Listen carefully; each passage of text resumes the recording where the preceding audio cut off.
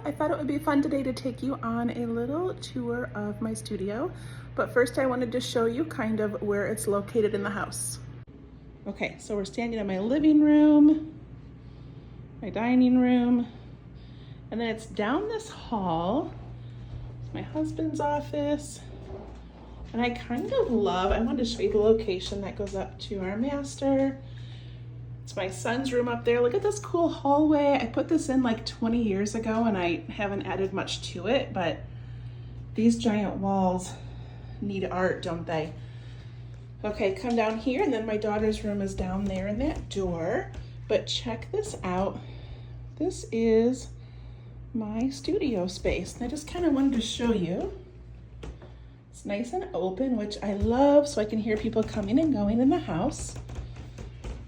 It also doubles as the exercise room, which never happens in this house, so it's not really used for that.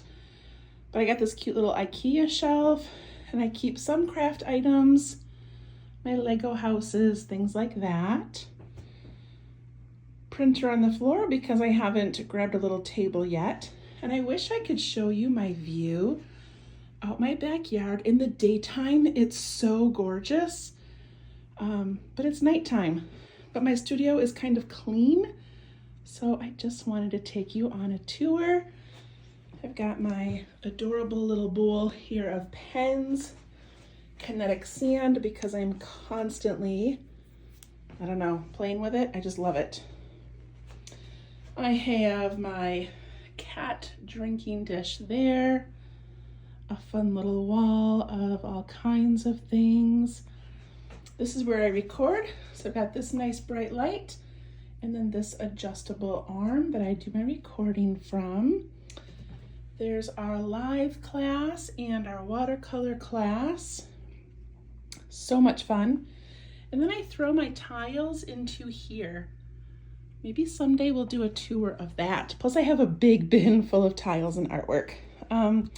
This is me packing. We're going tent camping this weekend, and I've got my doodle book, starting to get my watercolor things together, my sketchbooks, all kinds of things. This is a beautiful little watercolor calendar I started making in January, and that's as far as I got. So yeah, there's that. All right, more equipment. This is my daughter's dresser from when she was little, and this just kind of holds, I don't know, crafts I thought I would do, like junk journaling. I don't know. This is my, like, Zentangle things, just some fun stuff up here. This is a little nook underneath the staircase, so it's kind of cozy. That's got a whole bunch of watercolor supplies. And then I have this, which I should do a video on separately because I have all these little knickknacks. I'm definitely a knickknack person. But like, I just picked up this vintage box of crayons. I say vintage, it's probably from the 80s, but it's so cute. It brought back so many memories, so I had to have that. So I'm always looking for fun little trinkets and things.